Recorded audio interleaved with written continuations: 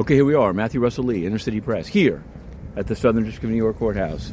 Today, Thursday, February 26th, 2026. We're still covering the Alexander Brothers trials, quite something, but we're also ramping up for next week's civil antitrust case, a rare one, U.S. versus Live Nation. We did the final pretrial conference yesterday. Various decisions were made, including about sealing. Many people wanted things sealed. There was a music agent or manager that wanted the names of all his clients sealed. That's not going to happen. And Judge Subramanian, who handled the Diddy case as well, seemed to indicate that basically things are going to be sealed until somebody moves to unseal them.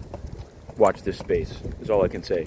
So we'll see. Speaking of unsealing, actually, we've reported for seems like weeks now, on the trial in U.S. versus Conyers. It was a Bronx drug and gun case in which they sealed the courtroom, and then we, objected, and the judge, much to her credit, Judge Clark, ordered them to provide the exhibits that were shown. They didn't want to. They kind of tried to trash Inner City Press. I don't know. That was my interpretation of their footnote. Anyway, they finally yesterday put up, not all, but some of the videos, and we've used some of them. Of course, without sound, they're not as useful as they might be, but I understand. They didn't just take out the voice of the undercover. They took out all sound. But we asked for it, we got it. So there should be more coming in, and we'll go from there. Yesterday, big sentence dropped on Kyle White. We've covered his case from the beginning. Young man, now 23, been going on for about 3 years, from Kentucky, running a very nasty website. 20 years. He could have gotten 40. His mother was in the courtroom and broke down crying. We were there and live tweeted it. So there was that.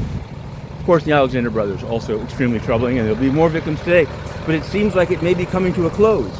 It seems like the government may rest in that case, probably not Friday, not Monday, is what they were saying.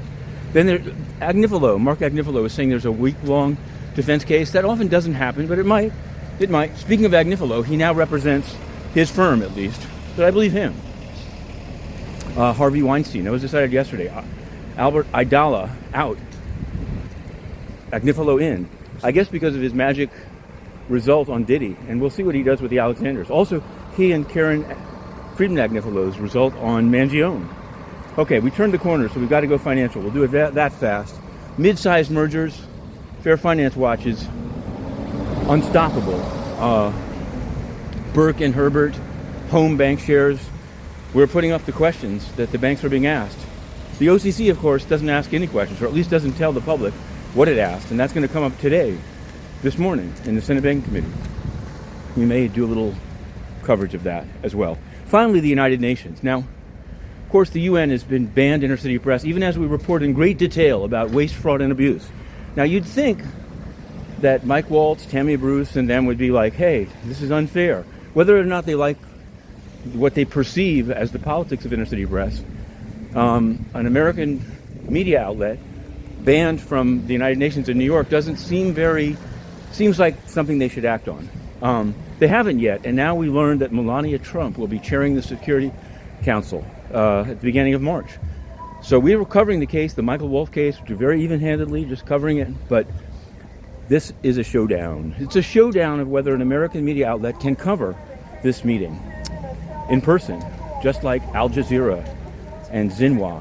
So we've arrived at the court. We're going in. Inner City Press, to be continued.